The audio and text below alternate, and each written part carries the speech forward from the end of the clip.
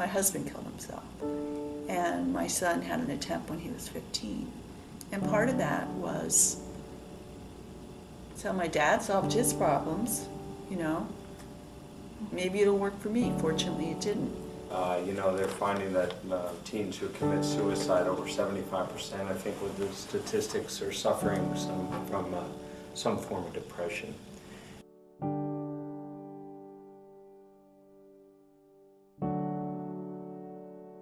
But they're escaping pain. They've tried everything they can to make the pain go away, and the pain won't go away. And even though in this sense suicide is the pain in this case would be psychological pain. Suicide is typically not impulsive, but I do think with teens, if the means to kill themselves is there, and they're in one of these really helpless moods, or something has happened, they may be more likely to make an attempt because the pills are there or the knife is there. Maybe they're a cutter and they're going to cut deeper that day. So sometimes it's just access to the means to do it.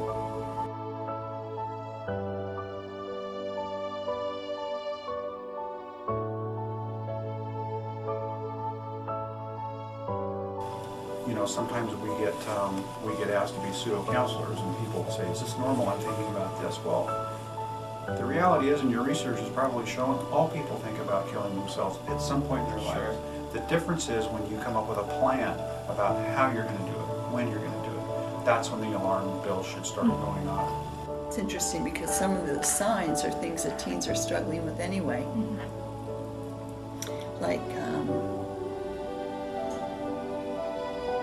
being cranky, not sleeping, isolating, going into his room. But these are all valid signs. So irritability, sleep issues, eating issues, heightened isolation, things like eating disorders. Anorexia is very dangerous. It's and it's usually young women that have anorexia, and for people with anorexia, the number one cause of death is suicide. People that are cutters. So these are things that, teens would go into their rooms and close the door and isolate so they could engage in these behaviors. So the isolation is really critical. It's really important that parents and friends check on, and siblings check. Substance abuse, skipping school, talking about it. It's a myth that people that talk about suicide aren't going to do it. It's a complete myth.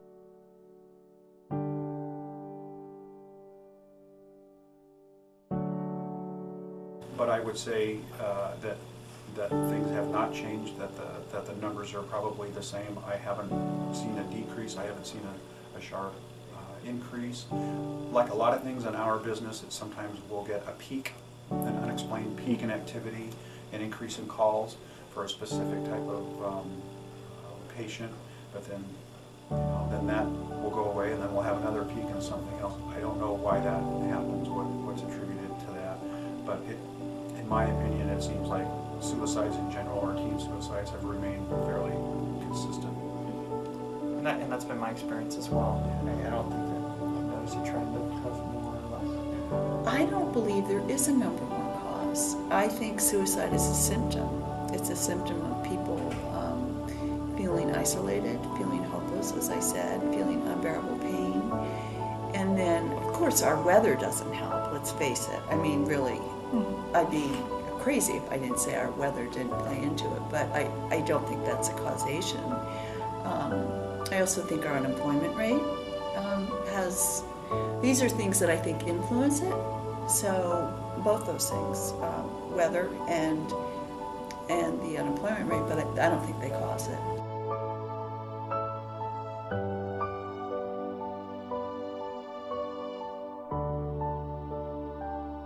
The first thing that came to my mind is the rise in cyberbullying. There's a lot of bullying now occurring over the, of course, text messaging, over the internet, emails, instant messaging. it's becoming a major, major problem and a way for students to harass and bully other students. And I think, you know, it's so new and it's just starting to get addressed. And you have adults that aren't necessarily understanding how to access the technology to find out what's going on, that it really can isolate kids even more, students, teenagers that are having these feelings. And certainly I think the rise in cyberbullying could be a variable that tips a depressed student over the edge to maybe commit suicide. We also have texting on that line, which is new, and that's been huge. It's just been huge. I mean, you guys know, I don't need to tell you. The rate of texting versus getting calls is just, it's completely taken over.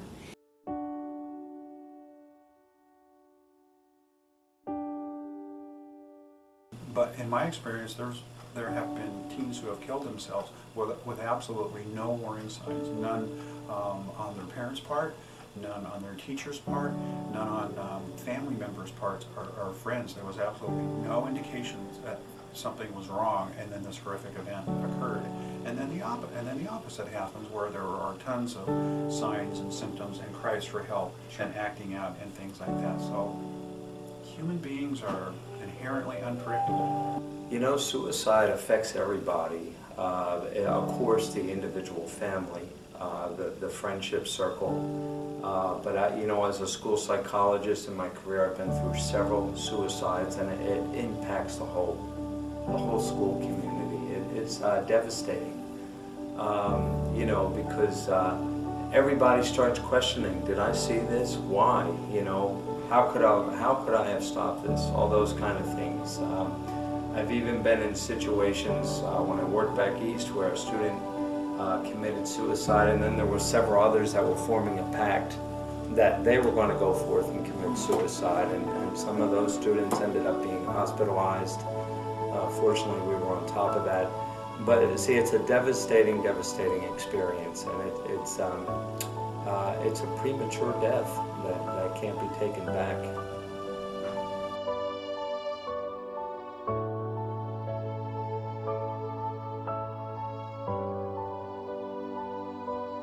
You're never alone. Sometimes you can feel like you're alone in this problem, or these problems are yours and yours alone to face. And that's not true. People all have families, they all have friends. Sometimes we just forget and we push away and we isolate the people who want to help us and can't help us. And so there's help there. There are resources available. And, you know, we try to get that message across to people as effectively as we can. But sometimes it takes what they call a significant emotional event for that to happen, so that you realize that there's somebody there to help. Ask for help. Ask for help. It's so important, you know. Don't keep it a secret.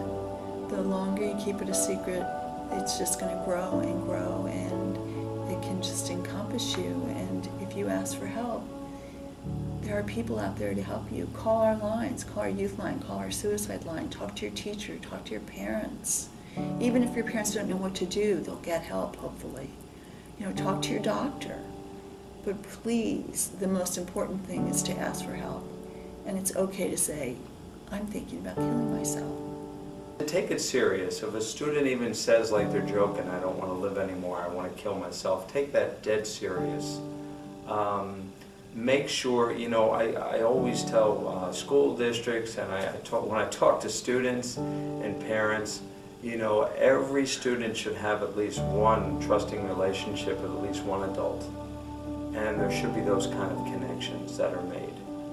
We shouldn't be excluding kids. If someone's having a problem, they're not showing up for school, or they're having some disciplinary concerns, we should be wrapping our arms around them closer and bringing them closer versus kicking them out.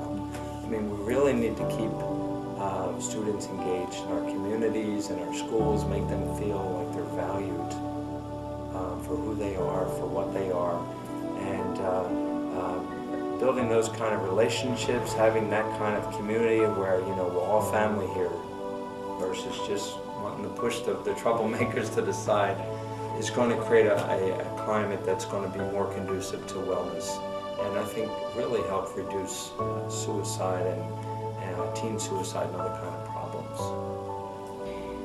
It's a really good thing to get comfortable with saying, are you okay? Are you thinking about killing yourself? And not are you thinking about hurting yourself, but are you thinking about killing yourself? And that might be really intimidating to think about that, but it can save a life.